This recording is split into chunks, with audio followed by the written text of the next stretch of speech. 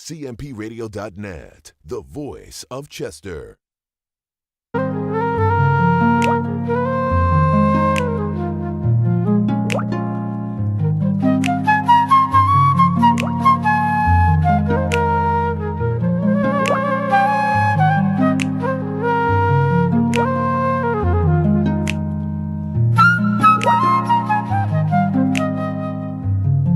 These are the signs of love making.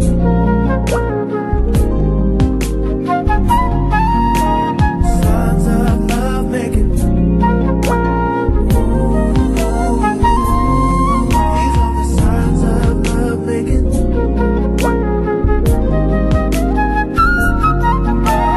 Signs of love making.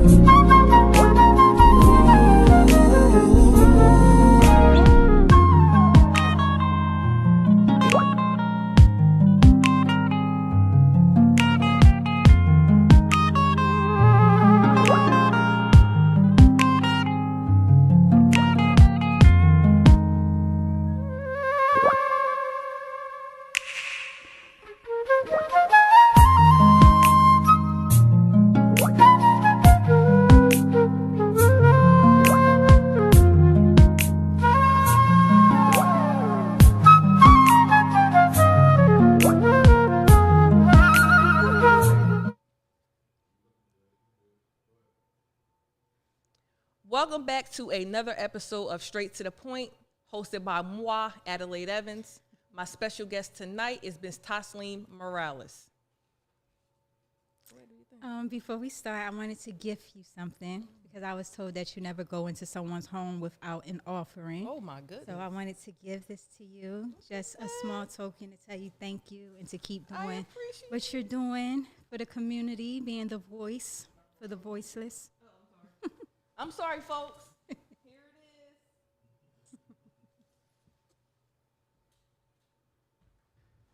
My first official gift on my third episode of Straight to the Point. I love it, love it, love it. Can y'all believe that we're actually on episode 3? I can't because of the fact that, you know, I was talking to someone the other day when I was doing community conversations, and they were like, wait a minute. You said the second episode, the third. You already did the first? Yes, I already did the first. So let's just get right into it. Okay. So it's hard to kind of describe Miss Tasliym because she is so many things. So on this particular episode, I had a few things written down, but I'm gonna just leave it up in the air because she's so phenomenal that she cannot be put inside any type of categories at this point. Thank you. Let me give you a little backstory on me and Tasliym.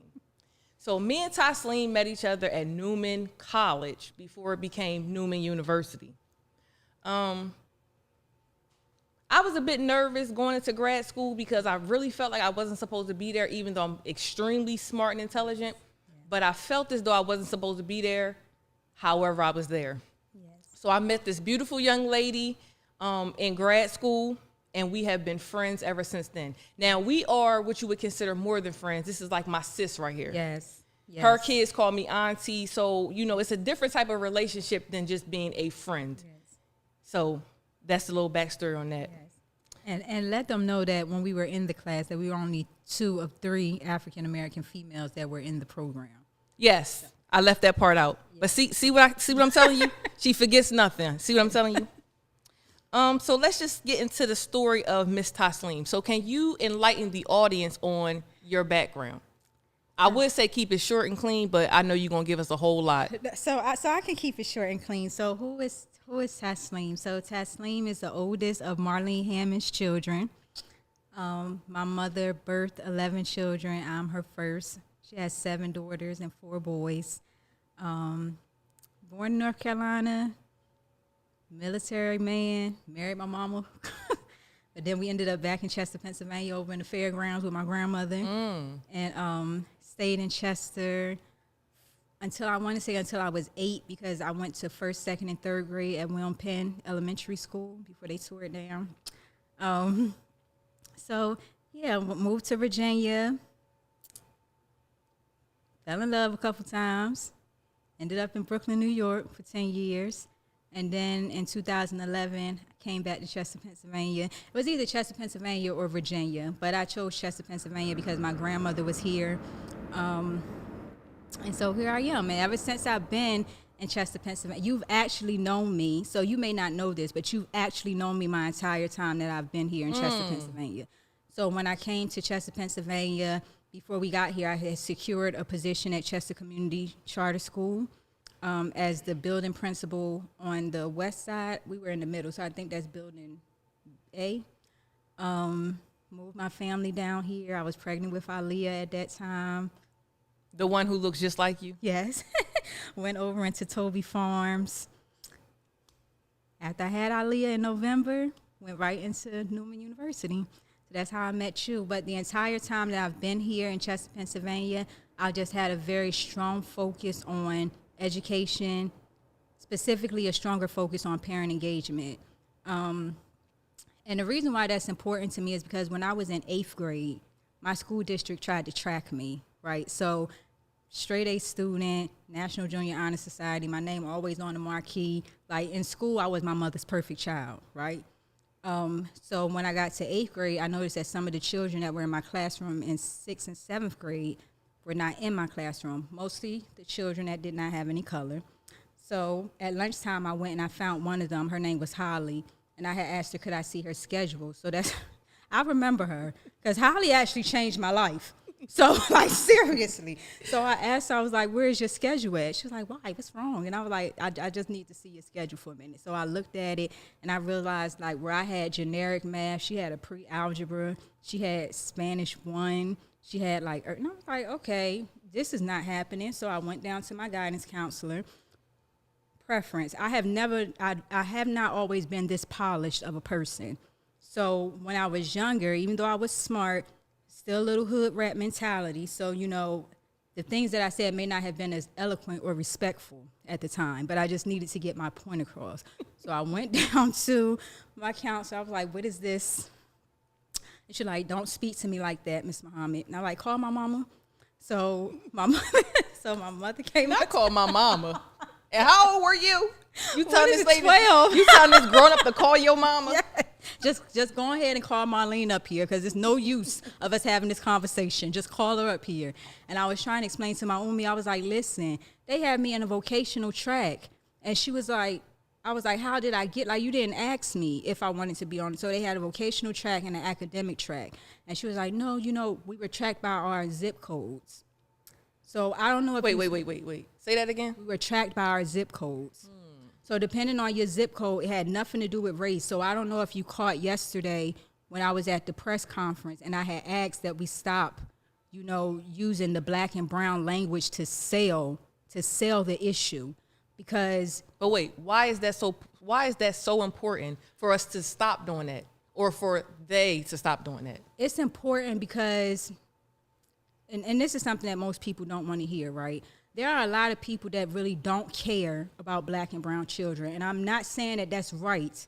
But when you are trying to change something, you're trying to bring focus to something, everybody that is being sought after for the change has to have an attachment to the thing that you're trying to change. So if you're reaching out to people like, we have to fix this because it's a black and brown issue, and the people at home are like, F them black and brown kids. Like, Exactly. It's never going to change. So while I know that the issue, we all know that the issue exists, but it's more of a socioeconomic issue right now. Because like I said, they didn't go look and say, oh, this black child lives at 11221. They didn't do that, or 23502. They didn't do that. Like, your zip code was your zip code, whether you were white, Asian, Mexican, African, it did not matter. So anybody inside of that box was vocational. Vocationally tracked. and Holly's box was academically tracked. Now, mind you, everybody in that academic track wasn't academically inclined. So that was the issue. Like, it literally was, you know, this pot over here, this zip code over here has a little bit more money. This zip code over here is the projects. That's what it was. So I told my mom, I said, I don't want to be in a vocational track. And my mother just like, you're going to get the grades anyway. I don't know what the big deal is or whatever. And the big deal is, at that time, my aspiration in life was to be the first woman to sit on the Supreme Court. As we know, thank you, Justice Brown, taking my dream away. But that won't happen right now. But that was my aspiration in life. And I told my mother, I said, this is the paralegal track. This is the lawyer and the judge track. My mom said, so switch this up, Carrington. Like, come on. Why am I even down here? Wait, back to Carrington, huh? Yes. She's like, why am I even here? But my mother did not know how to advocate for me. I had to explain to her how to advocate for me. So when I came here, and after I left Chester Community Charter School, I was a founding employee at Chester Charter School for the Arts. I noticed that there were a lot of assumptions around like why children weren't doing their homework, why parents weren't showing up for engagements and things of that nature. So I took the opportunity to do my master's thesis on parent engagement. So as you know, it was a very successful thesis. Very. And so Newman published the thesis, but then I turned the thesis into a Parents as Partners program at Chester Charter School for the Arts. We engaged with the city of Chester a lot underneath of Mayor John Lender. I'm sorry, y'all, mixed names up, John Lender. But he was so active in keeping us active. So when we had our first business-to-business meeting over at Chester City Hall, organized by myself, Fred Green, and Sonia, and I want to say Sheena Elliott, the parents were the ones that was serving the guests that was there. They were the ones that set the event up, all of that. And so that was like 2014, 2013. And then we organized a march, raised money for buses to go to Washington, D.C. with Ms. Dorothy Johnson Spates for the Mothers in Charge. And Chester had the biggest turnout there. And just a whole lot of other things, like the parents got a citation from the mayor for the work that we were doing. And so after I left the charter school, I just really wanted to keep that going. And I just realized I don't have to be in a school to do that work at all. So that leads me into my next question. So what actually brought you back to Chester? So my mother Because I know passed you away. love New York. I do love New York. New York is extremely expensive. And that was not the, I do love New York. Brooklyn, I miss you. But my mother had passed away, and I was coming back and forth for my grandmother. And I was like, my grandmother's not going to leave Chester. So I was like, I have to come to Chester because she's not going to leave. So Betty Ann Hammond is the reason why I'm back in Chester, Pennsylvania. What have you done since you've been back in Chester? What have I done since I've been back in Chester? I have, like I said, helped open up Chester Charter School for the Arts, create a parent engagement, engaged parents. I served as the regional director under Nicole Cogdale for Standing for Peace and Justice. This was like 2014, 2015. Helped a lot of children, helped a lot of mothers. Just recently helped mobilize parent voice against the STEM CUSA move, but which slowed down the move, but more so I just wanted to show parents that there's a way to organize to get what you want, right? And I just wanted the parents to understand that sometimes you can't always go into a situation speaking with your emotions. And I had to learn that the hard way over a lot of years because people don't give a damn about your emotions. They really don't, especially when it's a matter of money, especially when it's a matter of, it's something that we're only thinking about what's good for us. Exactly. Well, not even always that. Not the parent. I'm talking about the other side. Well, not even just always that, because you have to look at it. Okay, the school district right now is in receivership, right? So this means that we have all eyes on us, on the city and the school district, right? So because there are two different things. We need to clarify that there are two receivers in the city of Chester operating, right? So it's not even sometimes a matter of doing what is better for us, but they have to be accountable to somebody else, Absolutely. right? So if you don't go to someone and explain to them how this is impacting their bottom line of who they have to be accountable to, everything else is of no consequence. I don't care about your tears. I don't care about your and that's a hard thing to hear sometimes. It's very hard for somebody to say your emotions don't matter right now, but honestly, They don't. They really don't in certain situations. Now, it doesn't mean that you can't deliver your communication with emotions, but emotions can't be the deliverance, if that makes sense. of it. Absolutely. So, Because sometimes a person or persons will take that as, if it's a female, especially an African American, the first thing they'll say is, oh, she's an angry black woman. yes. And then now you're labeled. Now they don't want to hear nothing you have to say. Yes. They may give you the bare minimum of time to try to articulate what you're trying to say, but they're really not even listening. Yeah, and it's organization is just important to me, right? Like I would say to myself, I'm not perfect at a lot of things in life, but I'm perfect at being a mother, I'm perfect at being a student, and I'm perfect at being a servant leader when I'm put in a position to be a servant leader. Because as you know, I would much rather sit in the back. So if you ever see me in the front, it's because somebody else failed to step into the front, and it's of interest and of immediacy. And it's something that I feel like needs to be pushed forward or whatever. But I don't know if you, okay, so like we see the civil rights movement, right? Like I'm going to use that. When you see the sit-ins and, you know, Rosa Parks not move in front of, but what people don't understand is that those sit-ins, those children, they were organizations that happened before that happened, right? So they say, okay, we're going to go sit in Woolworth. We're going to go sit in Woolworth on March 15th. January through February, they're practicing. What they're going to do. Yes, so they're hitting the babies with the fire hoses. They're using the racial slurs on the children and stuff so that when they get to that restaurant, it's something that's just rolling off their back. So when we had the meeting for STEM specifically, let the parents come in, get all the hollering and the cussing out that you need to get out, you know, but at the end, we were able to put together a nicely defined letter of our concerns, our expectations, and thankfully it appears that we have a school district that is trying, you know, at this moment. I know the administrations are not always the best when it comes to hearing the parent voice, but this administration actually took the initiative to hear the parent voice, stop, rethink, and, you know, they didn't make the move right now. So the important thing is to keep parents engaged so that, you know, next steps that are taken with the parent voice including. So what is it like balancing community, corporate life, and motherhood? Well, the corporate life, I have I have to balance that because that's what allows me to be in the community without charging the community for my labor. So there's no way around that. That has to fit in. But thankfully, now I work from home.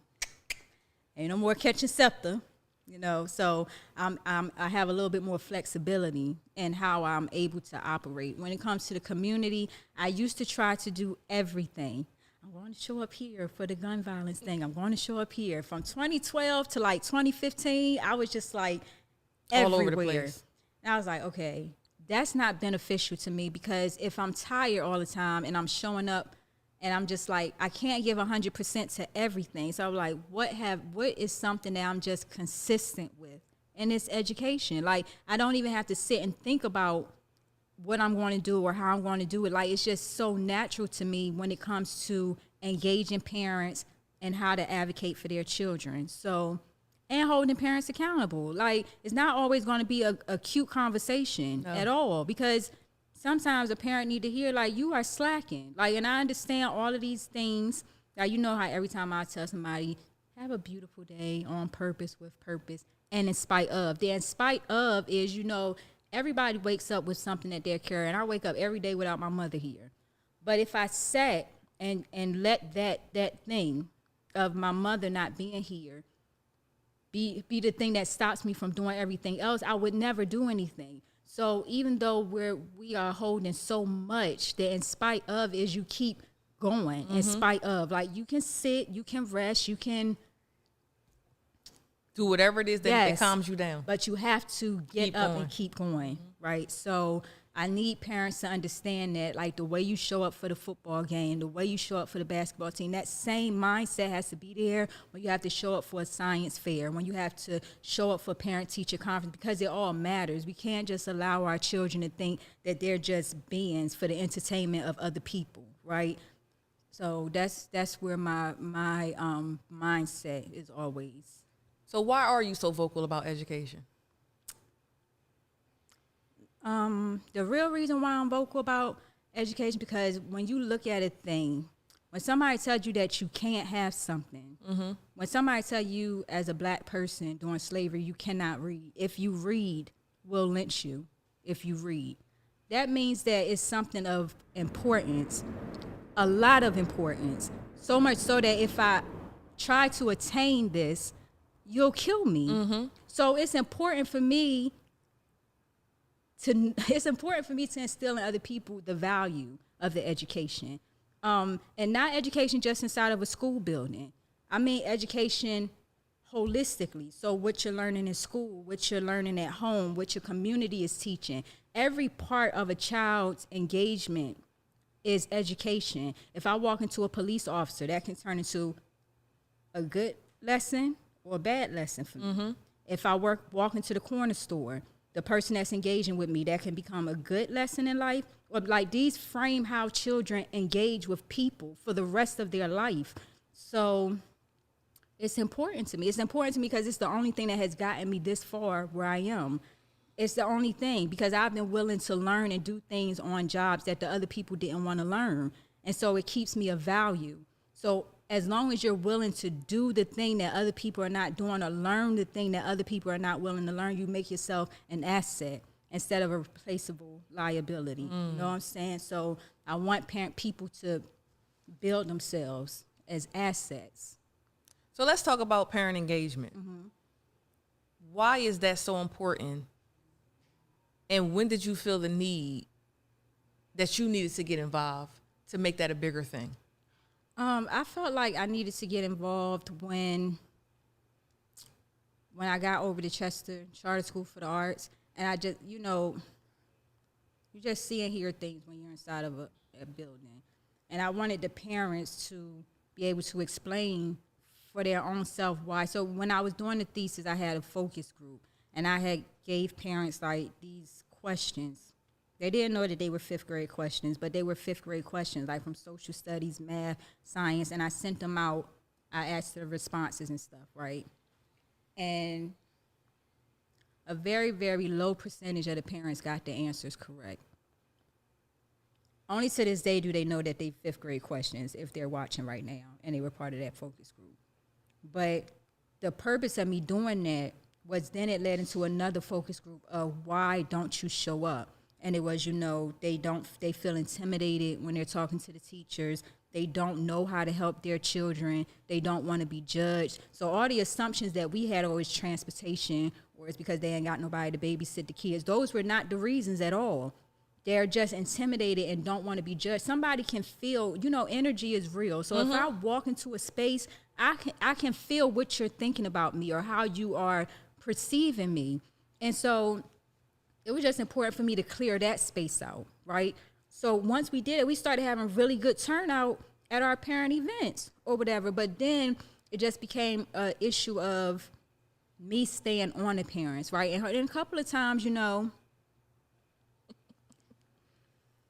true Tasliym fashion. But I always build them back up. It ain't never been somebody that walked out of that school after feeling tore down. In true Tasliym fashion. And I did, all right now, when you walk in with the baby tomorrow, we going to speak. Because the baby ain't got nothing to do with it. And we're going to hug. Because you was out of line. Exactly. Or whatever. But it builds a level of respect that even now, like the parents that I had those type of relationships with are just like the best people now. To me, like I have the best relationships with them. But sometimes somebody have to hear it.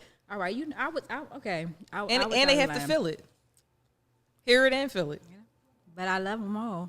So recently, I heard you were very instrumental in mobilizing parents to address the proposed STEM/CUSA move. Tell me about that and why it was important for you to do that. So that's what I was talking about when I said we had a meeting to organize, and then we put the letter together, and it was a successful situation. It was successful, whatever, right? So the babies are not making the move next year, but for the sustainability of the school district, there is going to have to be some type of movement, right? So the purpose of that engagement was so that parents can see how to do it, because not always is Tasliym going to be available. Not always is, someone like Carol going to be available. Not always is somebody else has to know how to do it. And I'm always somebody, I'm willing to show as many people as want to learn, because I don't want to do it all the time. I really don't. I would prefer to just be the person writing the letters, mailing the letters. Like, I really don't. I'm very much an introvert. And people will find that very hard. But Adelaide, just to get dressed and come here, like, I had to focus on this for 2 weeks just to say, Tasliym, you're going to do this. Like, you're going to do it. Well, side note. Now, tonight I didn't do it. But my first 2 shows, I had to listen to Dreams and Nightmares. I legit had headphones in, sitting over there at the table, the infamous CMP table, with the headphones in, blasting it to calm my nerves. Oh, my God. You want to know what I was listening to calm me down? Renegade. Oh! Specifically the Eminem verses. Now, the average person would think to themselves, she's nervous? She got nerves? Absolutely. Even though there's no real audience in this room, we're still in a room with an audience. And this is, in my opinion, a major milestone when you're able to sit on any type of platform, whether it be your own or someone else's, and be like, I'm doing this. Yes, shout out to CMP. Like, I'm doing this. Like, this is 2 years in the making, by the way. 2 years. Because, you know, I was asked to do a show like 2 years ago, and I was like, no. Yeah. But then, you know, God laid it on my heart and was like, you got to do something to get the information out there to the people. The right information. Yes. The correct information. Because that's important. Not the watered down, not the added on, the right and correct information. So this is how this straight to the point podcast came into fruition. And now we're in episode 3. And believe it or not, I was nervous tonight too, but I didn't listen to Dreams and Nightmares. But that's what I normally do. How do you see yourself continuing to do this work? And wait, before you answer that, I know this is not really public information. It's a little hidden information. But I want you to tell the audience what you are doing right now when it comes to your education. Oh, Ed. So let the audience know what this extreme scholar is doing. She hit me with it. Boom. And this was not because you know that I'm one of them people that don't like to put. Okay, so I started my doctorate degree last January. But I did not want to put it out there to everyone, because I was like, if I don't tell nobody and I don't finish, then it's of no consequence. But wait, rewind. Why would you not finish, Miss Expert Researcher, Miss, I'm going to have an excerpt, I'm going to have the correct information before I even give you the information. If there's a question that I have, I'm going to get the legit information. I'm going to give it to you. Yeah. And so you can know that what I'm saying is legit, not you. Yeah, because life is life. I look at it like this. You started it. And even when you said to me, well, I didn't really want to say nothing because, you know, if I didn't finish, I said, who, you? Not you. Yeah. So. Not Miss, I got a B in our, not Miss, I got a B in our grad school type situation. And we had to go all the way to the top to get it handled. And we got it handled. And did we end up getting that A? Oh, yes, we did. Yes, we did. And you know what else happened? The teacher told her, well, you know, it's oftentimes you're not going to always be able to get an A. I want her to explain what she did for that. She gets A's all the time. And that time was not different. We got the A. And the teacher is no longer a professor. I'm trying to tell you. So, Tasliym gets A's. The raft. I don't know about nobody else, but Tasliym gets A's. Okay, so back to our doctorate I did program. the doctorate degree. So now I'm more than halfully finished it. So I don't mind letting people know. So very, very soon we're going to be, what's our title going to be? It'll be Tasliym doing business as Dr. Morales. Mm. I would appreciate the DR because I cry every night because I'm in this program. It's hard. 35 pages, 35 pages, 35 pages? 35 pages almost every Sunday since January. I'm tired. Yes. Okay, so back to how we see ourselves continuing this work. Yes, so of course, you know, I stay involved with the school district. Ms. Denise Mosley was very instrumental in revamping our parent university. So we have our parent university at Chester Upland School District, where we are, doing the things based on what the parents are asking for. So we had, when we launched, we had workshops on Home Access Center. We've had workshops on FAFSA. We've had financial literacy workshops. And in March, we have our mock interviewing that we're going to be doing with a full career closet, all of that. And we also have a partnership with iLead at Harcum, where it's going to be offering a very nice certification program to our community free of charge. But we'll put out more information about that shortly. And I will be running for school board. Wait. Hold up. Rewind. Say that a little louder, because I feel like you was very low. Say that a little louder. You going to be doing what? I am putting my hat in the political arena.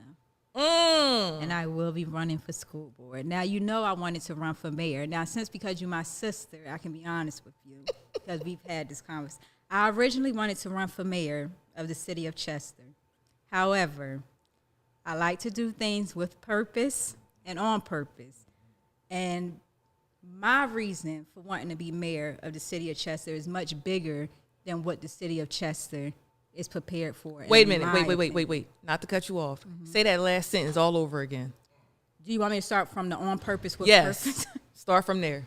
Because I need the audience to hear this. I need you to hear it. I need you to feel it. I need you to digest it. If you need to record just that one part, record that one part and put it all over. Make that one part go viral. Go ahead. Yes. So, so the on purpose with purpose part of me realizes that my goals, like I'm always a in the long run kind of person, right? And I want to be able to do those things, and I don't want anyone around me to stop me from doing those things.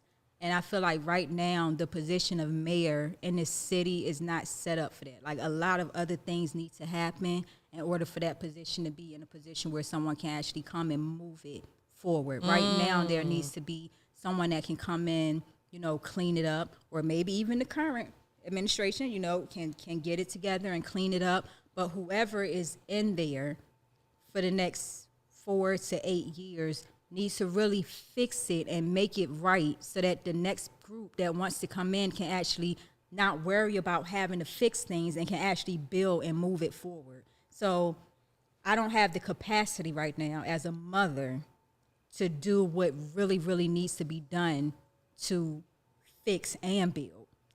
So when you fix it, I'm ready to build.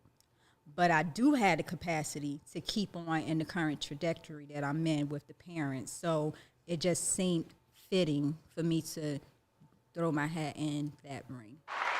So I just want to be honest, wholeheartedly honest. When we had the conversation about the two positions, because, we always have conversations, when I need to air some stuff out, you always are the voice of reason. You're not going to say, no, Ed, just go. No, I didn't know. You're going to say, no, you need to sit down and figure this out. Boom, boom, boom. And once you figure that part out, then you're going to know which avenue to take. Yes. So I feel like the school board position is something you've already been doing. Yeah. It's kind of like Carol Kazim when she was running for state rep. Before she even thought about running for state rep, she was already doing the job plus. Yeah. So I feel like when it comes to you, they will be extremely beneficial when it comes to you. Yeah. Once you get on that seat, because we're not going to say if. Once you get on that seat, I even see that entity moving forward. Yeah. Now, we all know that since we're in receivership in both areas, city and school board, that none of those entities involved have any power except for the receiver. Yeah, but I think that a lot of people don't understand that. So part of my campaign, and the reason why I'm making an announcement, because I know people may say, oh, it's just school board, but I want the school board positions and stuff to start being looked at as real elected positions. Like, they are elected positions. Absolutely. And, I just feel like we have to put our face out there, let, the the parents and the community understand what's going on in district. Even if the school board doesn't have the traditional role, right, we can still serve as change agents in the community, even if we don't have the authority right now. So right now, the only authority the school board has is to levy and collect taxes, right? And that's fine, but that doesn't stop me from, as a member of the school board, going out here and voicing an opinion on behalf of the parents. It doesn't stop me from advocating on behalf of the parents. And I just want us to be able to move out of receivership so that we can have our authority back. So when something happens and you just immediately want to blame the school board, know that the school board does not have the authority right now. You know, we are not in a traditional school board structure where, you know, our school board would be picking our superintendent and, if necessary, firing our superintendent, or telling us what books we should have, or what the curriculum should look like, or what the uniform should like. Our school board does not have that authority right now, right? And thankfully, you know, we do have a receiver that appreciates the work of our school board. I will say that. Thank you, Nafis. And thank you, Dr. Parkinson, because they acknowledge the role of the school board, but it's not legal. So if Nafis was to leave tomorrow, the next receiver that come in could say, you know, F y'all. Like, they don't have to engage the board the way that they do. Mm-hmm. They don't. So I feel like it's very important for us to understand what we have to do to come out of receivership so that the board can go back to having that traditional power role. Yes, because it's important. It's important. It really is. So is the school board I know the answer, but let's give this answer to the audience. Is the school board a paid position? Let's let the audience know that. It is not a paid position. So even with the little that you may see the school board doing, with your eyes, just know that anything they're doing is unpaid. So this is literally a position that's from the heart, and anybody that is on that board right now is there because I have to believe because they have a genuine love and appreciation for the city of Chester, Pennsylvania, and want to see, you know, the children progress. But you know, it's just there are more things. I'm a person that I don't like to put anything in the box. Anything that is happening in another school district, I feel like Chester Upland School District and its children and its parents can do the same thing. Nothing is stopping us from being at the same levels that all of these other school districts are at, except for we have to be invested and, you know, engaged, and we have to be consistent with it. It can't be just that we're coming together because we know that STEM might be moving next year and now everything is burning down, and so we're going to gather together and we're going to stop this. It's important to keep it going so that you don't have to keep coming together to stop something because there's nothing to stop. Because we're there and we're vocal, and the school district knows that they're going to have a vocal parent voice, so they're going to think twice about certain decisions that they make. But I just want, that position is not a paid position. Like, they're there because they want to be. They get nothing from being on that board, literally nothing. They don't, like, no authority, nothing. So we have to appreciate them, but I also feel like, you know, new thought, new minds, new ideas and stuff is always good. It's always good to have, you know, revolving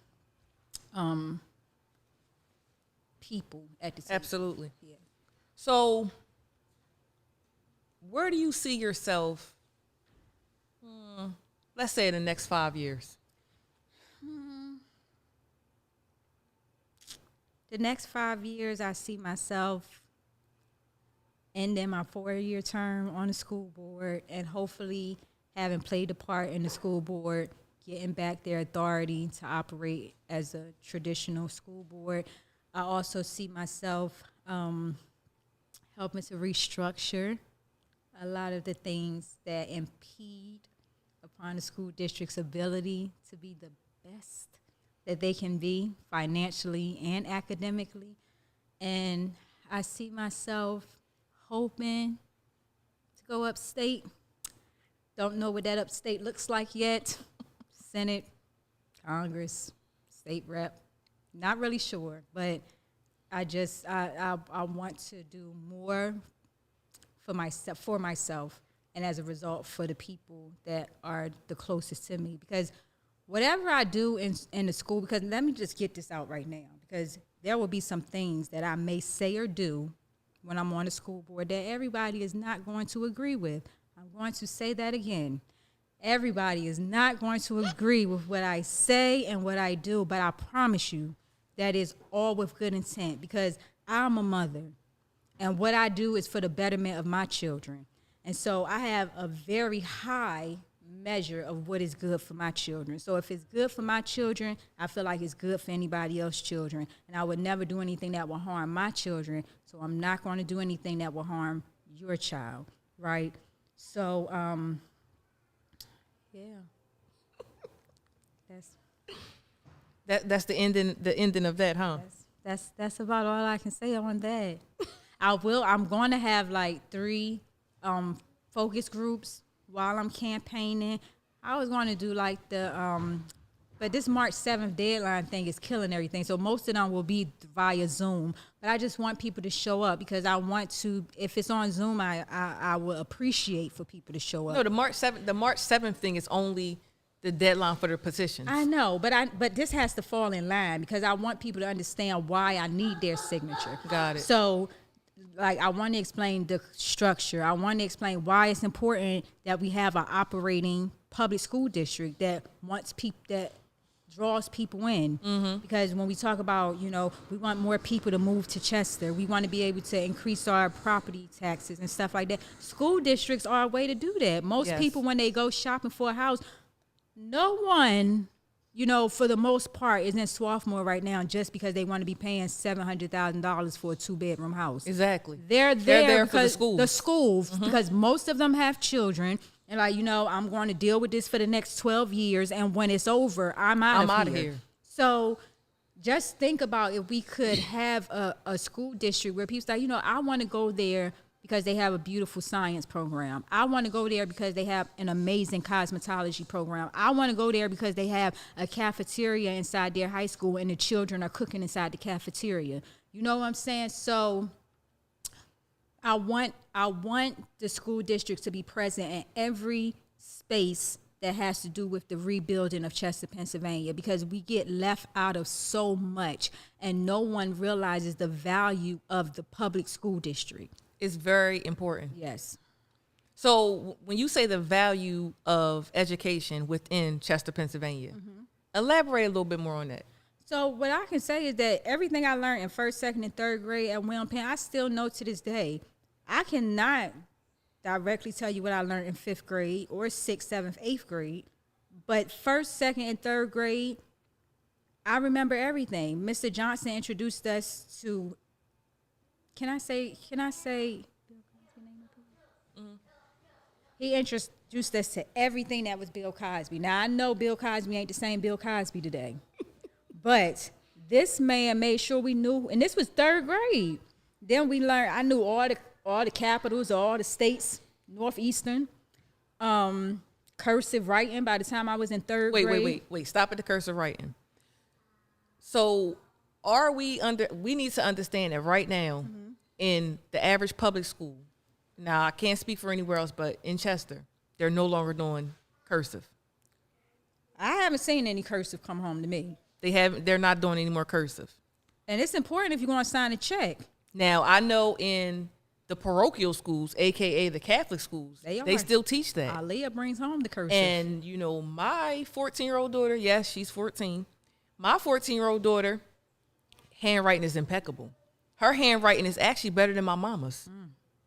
And when I say she writes full paragraphs with no strife, it just flows. It's important. And it's sad to say that, you have to send your child to a Catholic school to get those other fundamentals that we were already given as younger folks. Because I don't remember which grade I was taught cursive in, Mine was but second. I was taught. I was in 2nd grade.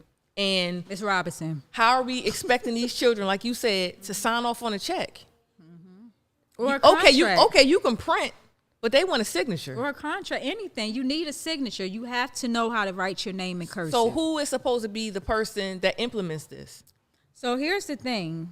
And like I said, when I say something, I just want people to go back and think about it before they chastise me for saying it, right?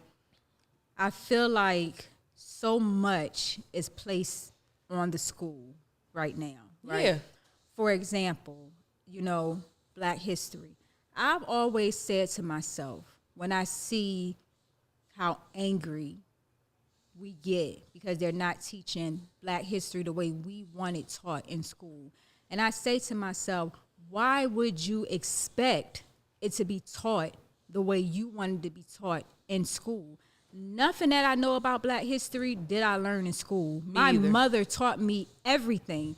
So a part of me feels like certain things shouldn't even be taught inside of certain schools because you don't know the person that is teaching it. You could have someone teaching slavery to your children who fantasizes about having slaves or who fantasizes about, so you have to be very careful because this is how you end up with situations where you got a teacher allowing the children to play this shit out in the classroom and blackface and you whipping on Black people. Like, that's how you get that type of, so I need us as a people to be wary sometimes or careful about what we ask other people to carry for us. It is your responsibility to build that person and your child, right?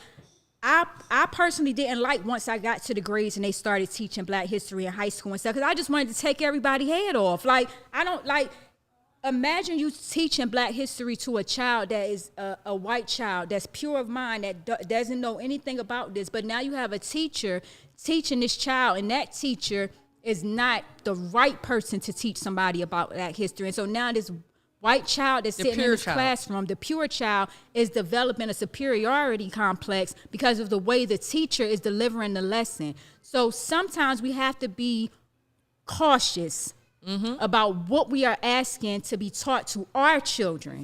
Because we don't know who's teaching it. So I'm not saying it shouldn't be taught, but I'm saying you should be your child's first teacher. Juneteenth is very important. Number one, it's my birthday. When I was in second grade, Miss Robinson told us to go home and find importance of our birthday. Now, we didn't have Google or nothing, so this was Encyclopedia Britannica, going over to the library, and I found out about Juneteenth when I was in second grade. So this is 6 years, 1989 is how long I've known about Juneteenth. When we got to like these upcoming years and I see everybody all hyped up about, I'm like, so do you genuinely not know about Juneteenth? Like, it was like a culture shock for me, and I'm Black. The fact that you're Black and you didn't know is a problem for me. So I'm one of those people where I'm definitely more Malcolm than Martin, but I would have stood behind Martin if he needed me to punch somebody in the face for him so that he could be his authentic self. But I'm not going to sit here and watch nobody hit you. I'm going to hit them for you. That's the type of person I am, but I feel like they can both exist, right? And I just feel like with us, it's always pick a side. We don't give each other enough grace to just say, okay, we can both exist in this space, right? So by not doing that, we're doing ourselves a disservice because Martin definitely needed Malcolm. Like, definitely needed him. I feel like for the most part, we as a culture, we tend to fail because of the fact that we don't stick together. You have other cultures where, the prime example is the George Floyd bill. Oh, we didn't get it passed, but they passed the Asian bill. They passed this, they passed that. One, we don't know how to organize. Two, we don't stick together. You can have one person in the room that has a plan, and you can have one person in the room that knows how to put that plan together. But just because the person that has the plan doesn't want to relinquish the rights to the plan, they're not going to ask the next person, can you help me with this? They're not. Now, me personally, I have no problem with asking anyone for help. I have no problem with helping anyone. But we as a culture, I find if we do not start sticking together, we are always going to fail. And it's sad. Because other cultures, good, bad, or indifferent, they stick together. You could have robbed so-and-so over here. And the first thing that says, oh, he didn't rob him. That guy was having a heart attack. He helped him. Whereas though us, he robbed them. It's going to be on Facebook. It's going to be on Instagram. It's going to be on TikTok. We're going to have the name, the date of birth, everything up there. And now I'm not saying, now don't get me wrong. I'm not saying to condone any type of crime. I'm not saying that.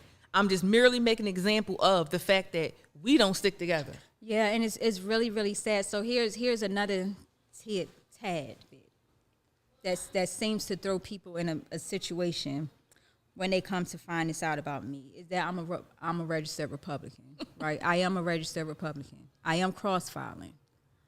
But people will automatically say to me, did you vote for Donald Trump? And I just feel like that right there is lack of education. So this is why education is important, because to look at me and know who I am and then ask me if I voted for him means that you have no concept of what politics really is, right? So when I say that I'm a Republican, I'm the radical Republican.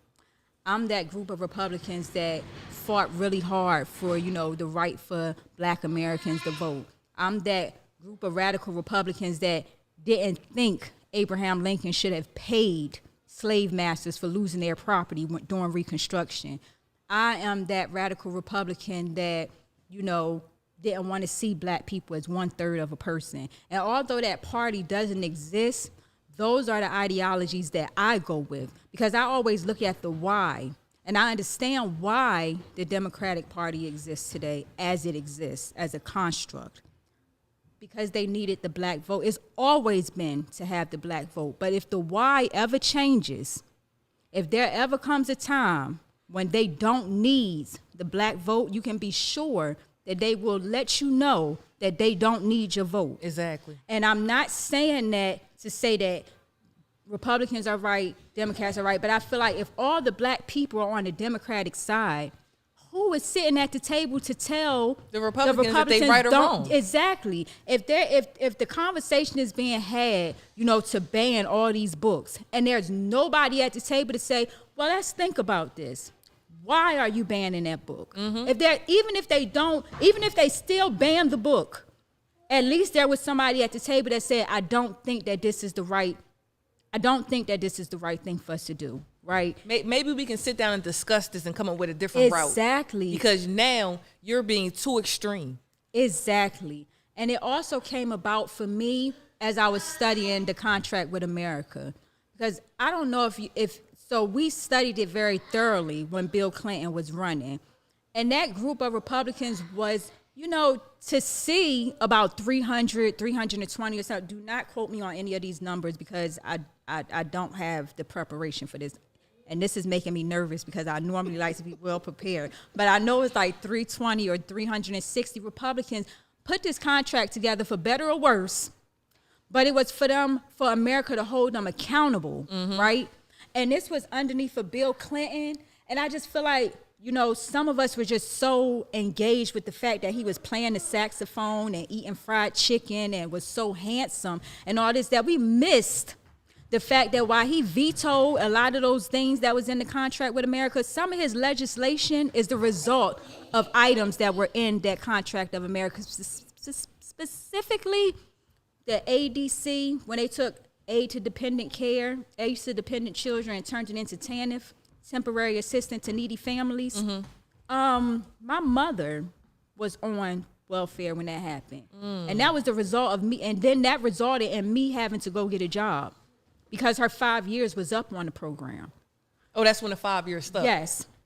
So I'm aware of what was in that contract. I'm aware that term limits for Congress was in that contract. And we still right now are fighting for term limits because people are becoming career politicians and there's no space. So when I say that I'm a Republican in the sense that I can sit at a table with Democrats and agree to whatever it is, as long as it's for the betterment of all of us. I can sit at a table with Republicans and I can agree to almost anything as long as it's for the betterment of everybody plus everybody that looks like me. So I just feel like there needs to be an equal balance of us on each side of the table. Like it really does, because not for nothing, they are the same group of people. You just have one group of people that is assumed to be, rich and corporate and greedy and stuff. And then you have the other group of people who, for whatever reason, people seem to think Democrats are these poor politicians that's just out there fighting on our behalf. And no, ma'am, they're and not. No, sir, they are not poor. They're rich, just they're like the very Republicans. Rich. Yes. But their riches just come from, the other sector. Exactly. So don't come at me when I say that I'm a Republican, because I know why I'm a Republican. Many people can't tell you why they are a Democrat or why they are a Republican. But I know why I stand the way that I stand. And I remember there was a time where, in Chester, yes, here in Chester, you had to be a registered Republican to get a job. a city job. And I'm assuming that only ended when the Democrats took over.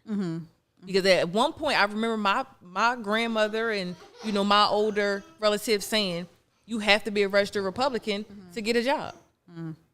So let me put this disclaimer out there. At one point, I too was a registered Republican. But I was a registered Republican for the factor of I was told that that was my way of getting a city job. Now, did I ever get a city job based off of that preference? No.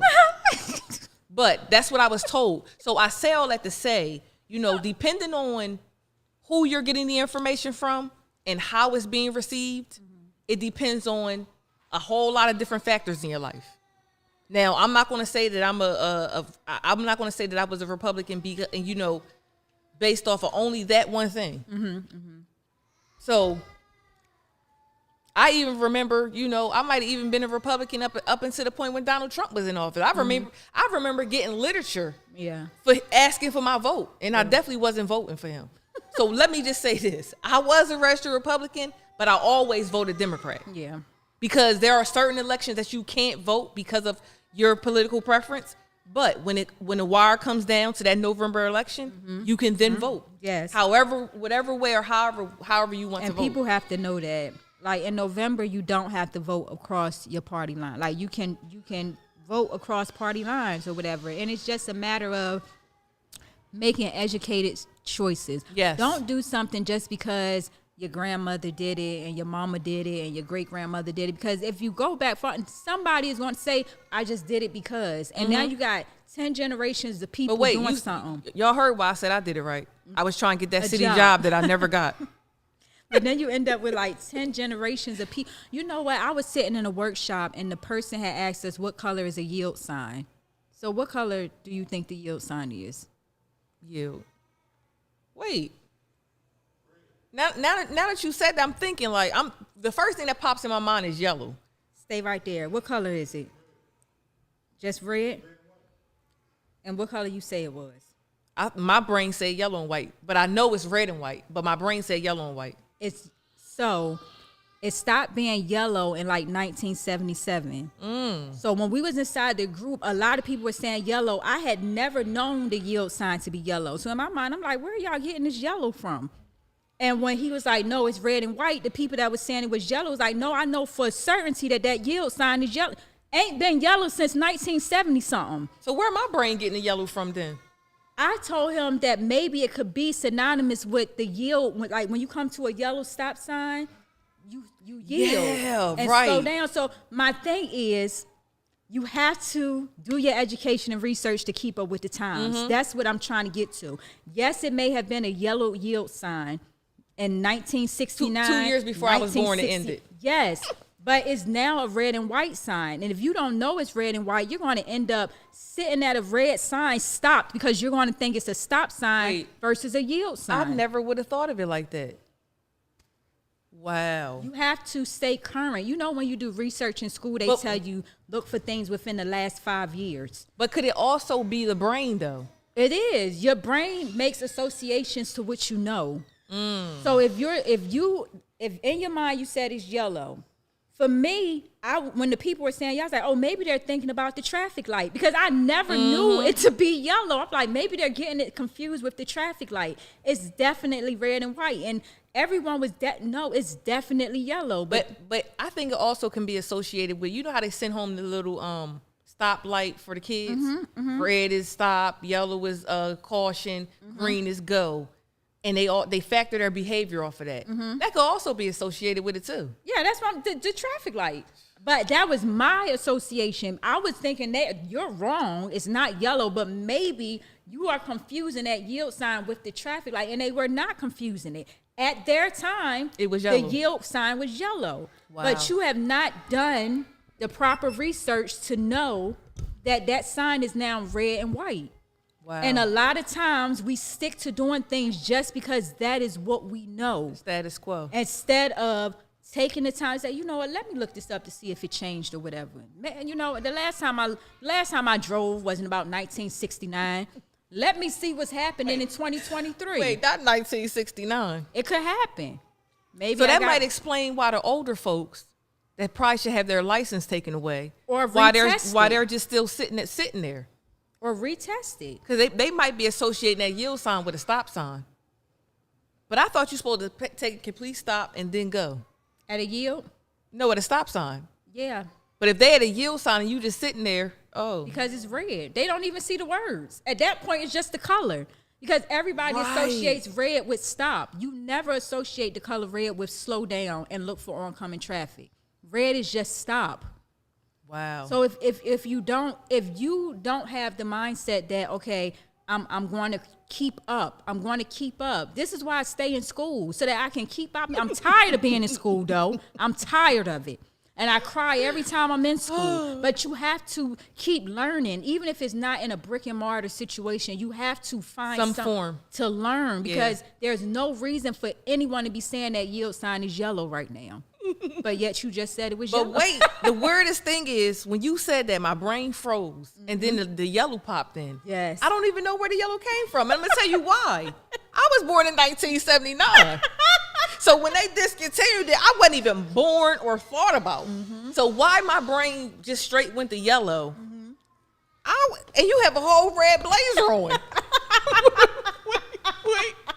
But wait, that's weird. But you should have seen how many people said yellow. That's like switching up a traffic pattern in Chester.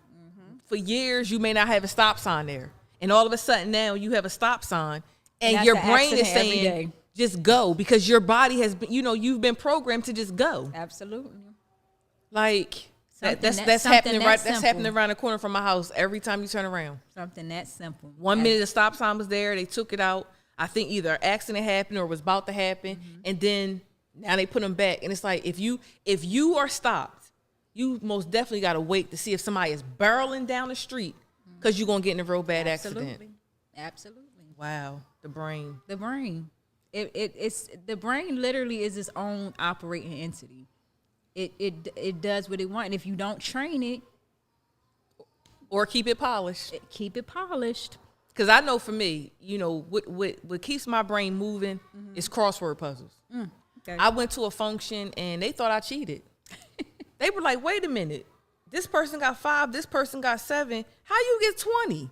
My daughter had to speak up for me. She said, my mom do this on a regular. She can do a crossword puzzle book in one night. See, and I'm also very competitive, so I come to win. Exactly. I'm gonna give you a prime example. The other day I had went to a campaign announcement, and you had to buy raffles. They had these nice little prizes. So initially they gave us half of the raffle thing, where we were supposed to keep the whole thing. Okay. So I'm thinking they're gonna just call the numbers. That's what they was gonna do. They made it even easier to win. Let me tell you how they made it even easier to win. Shout out to Tamika Gibson. They had cups and they wrote all the prizes and put the cup at each prize. Okay. So the lady that was sitting at the table with me, she slid me hers. I said, oh, I got 4 now. Oh, I'm definitely going to put it all in them things up there. Okay, so they said, well, now you got to put them in the cup. So I put mine in the cup. All the alcohol. I'm not an alcoholic. All the alcohol in baskets. So then I heard them say, oh, we got to get rid of them because we didn't give when they said put your ticket inside the cup, my first mind was, how they gonna know it's me? So I instantly went into my pocketbook, got my pen out. I wrote my full name on there, full name. So I put all mine in the cup. Then when they said get rid, I said, that's gonna lessen my chances. I don't like this game. Okay, so I went back. I was only able to put it in 3 of the baskets. Okay, so they called the number 110. So I'm looking at the ticket. I said, oh, that's me. That's me. I was hyped. So then the person who was doing the game, she was like, I'm gonna need y'all to be quiet. I can't even hear my thoughts. Y'all don't want me to get angry. So I'm sitting there like, so when she was finished, I said, and yes, because I need to win again. She shook up the thing, 109. I said, oh, that's me. Not you knew your numbers by heart. It was so bad. Listen, it was 108, 109, and 110. Listen, when I had to get a gentleman to help me to my car because I was not able to take out both of those baskets that was filled to the top. Again, shout out to You Tamika wasn't supposed Gibson. to have all They of was that. filled to the top. Now let me give you a full disclaimer here. I'm possibly not going to drink all the alcohol, I recently purchased a little wine rack from the Goodwill.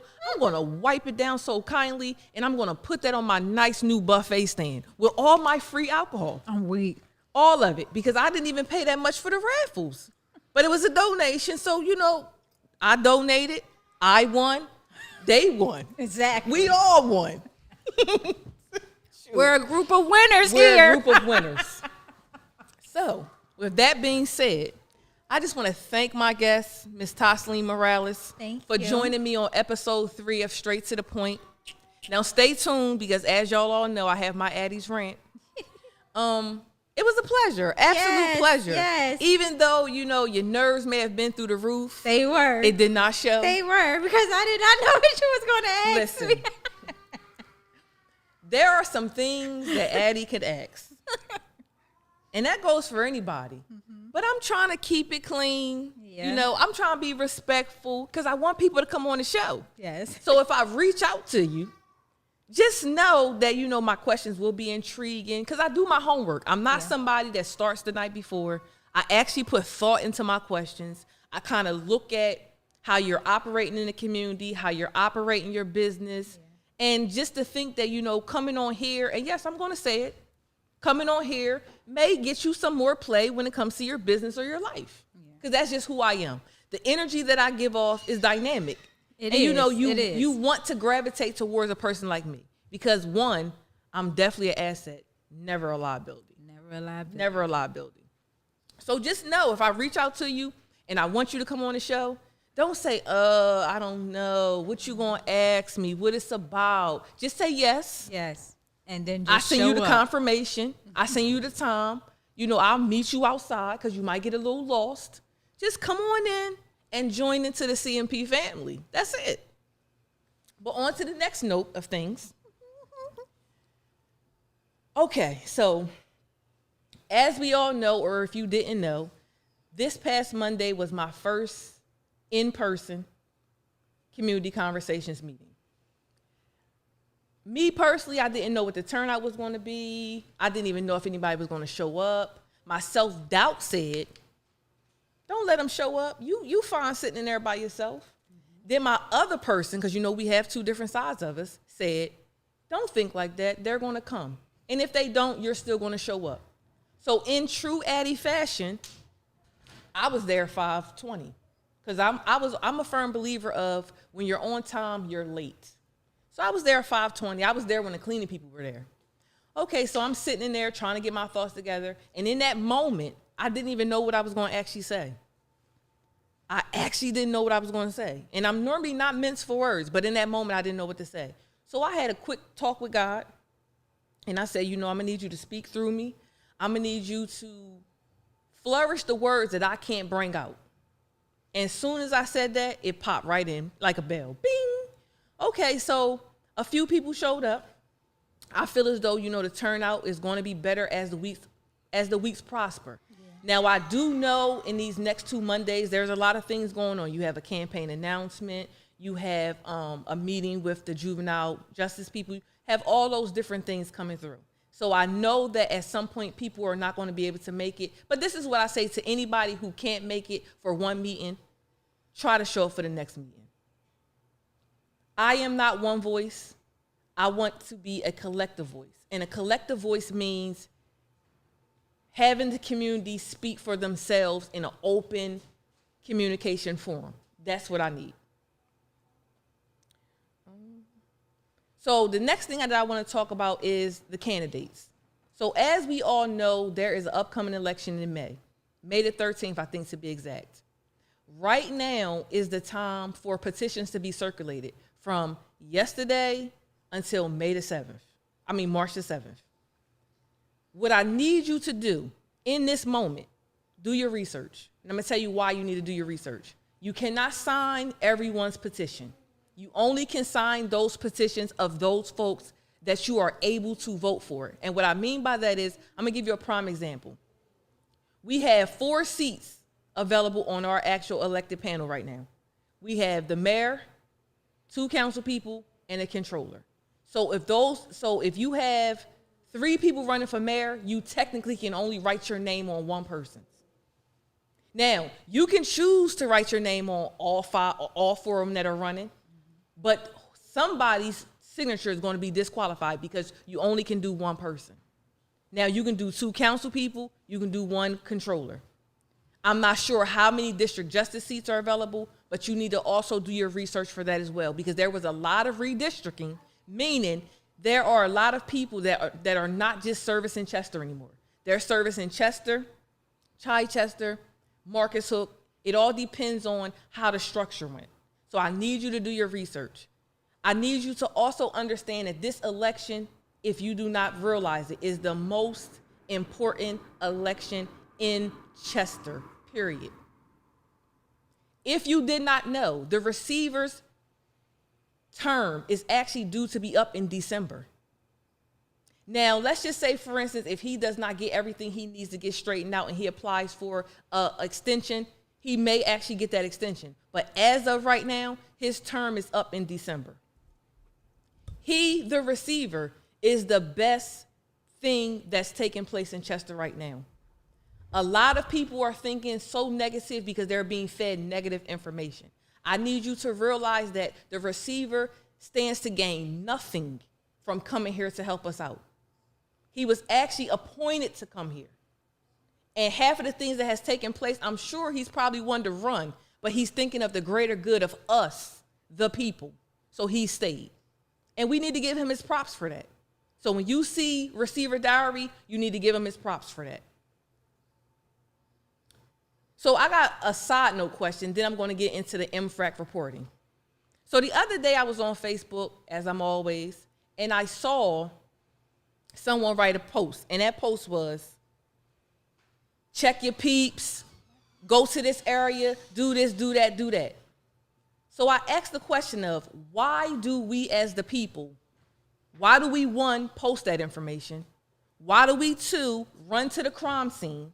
And why do we, 3, then once we get the information that we feel as though it's pertinent for someone else, we then expose that information when half of the time the families are not even notified?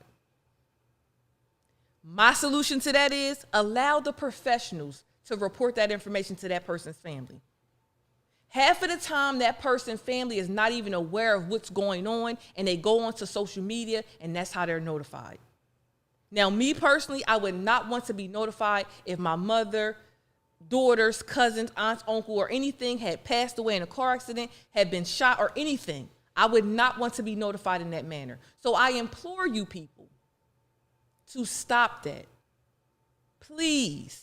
For some odd reason, the algorithms on reporting negative information is higher than reporting the positive information. So now I would like to get into the MFRAC reporting. And for those of you that don't know what the MFRAC is, that is the receiver's meeting of reporting information to the community. This meeting is streamed via Facebook. Now, it has not been streamed for a couple months because he, 1, had to file for bankruptcy and was trying to get things in order. And he's the type of person that wants to report the accurate information, him and his team. So with that being said, now let me remind you, those meetings happen on every other Tuesday. Every other Tuesday. So the last meeting was actually on Valentine's Day at 1 p.m. The next meeting will be on the 28th. Let me get it right. The 28th at 1 p.m. So for those of you that don't know, the receiver filed bankruptcy back in November of 2022. He filed Chapter 9. The goal of that bankruptcy is a plan of adjustment out of financial difficulties. Now, what that means is he's trying to make us whole again. We are in a situation right now where it's very dire straits right now. So he's trying to get us to the point where as though we're able to be financially solvent and able to move forward. Because right now we're not able to move forward. Are there budgets being passed by council? There are. However, are those budgets whole? No, they are not. He also filed for a plan modification November of 2022 as well. Now, that plan modification was taken into court this previous January, and they needed to do a revisement because the judge considered the plan to be too extreme. He also, the plan, it was in December. So the judge ruled on January the 31st, a 46-page document that I told you guys to go last week and check out, because that document is very insightful. That document will give you all the necessary information that you need to know that took place in those 3 days of hearing. The new plan modification was resubmitted last Friday, and it actually was approved by the judge. Kudos to the receiver and his team. In that plan, Mr. Leitner is now our chief of staff, and he will be reporting to the mayor and the receiver. Now, there was a question on that meeting, and someone was saying, well, what if the mayor disagrees or the receiver disagrees? Let's just be thankful that we have Mr. Leitner, because as everybody spoke on that hearing, he's a breath of fresh air. We need that breath of fresh air inside that building. Number 2, as we all know, the administrative duties have been suspended, i.e. suspended. That doesn't mean permanently. So we need to also realize what takes place in that part too. Number 3, 4 elected officials filed for an appeal. I'm thinking based off of the fact that their administrative duties were taken away. Now, did you hear what I said? 4. We have 5 that sit up there. It's 4 council people and 1 mayor. So that means someone did not file an appeal. That someone is Mr. Stefan Roots. He did not file for an appeal. Also on February the 13th, a court hearing was held to determine if we're even eligible to even eligible to even be under Chapter 9 for bankruptcy. Now, those people that are disagreeing with that are the elected officials and Preston Hollow. Please don't ask me who Preston Hollow is, because I don't know. I'm just reporting to you the information that was put out in the MFRAC meeting, just in case if you were there and didn't understand, or if you were unable to be there because you had other obligations. Now, the city still does need a chief financial officer. So if you know someone that's qualified and can do the job and is not connected with someone here, I say that again, is not connected with someone here, please have them to apply. We need a chief financial officer. Also, within the bankruptcy, the receiver is able to reject contracts. So PSF, which was our previous vendor for the parking authority, has now tried to file a motion under the bankruptcy to be brought within. The receiver has rejected that contract. The retirees now have a committee to represent them as a whole. They also have an attorney selected by the council, not city council, but a council for them. CWA also opened up a motion to find out who is paying the elected officials representative fees. I guess that's of importance to their claim of why CWA is trying to be sold. Let me see. Also, Delcor signed an agreement with Aqua, but it has been put on hold as of last Friday. And I'm not sure if you know this, because I didn't know this until yesterday. But in 1973, an agreement was signed that if the company was sold, the assets would go back to Chester. The receiver tried to bring this motion to the the Public Utilities Commission, but they denied his claim. But that has also been stayed.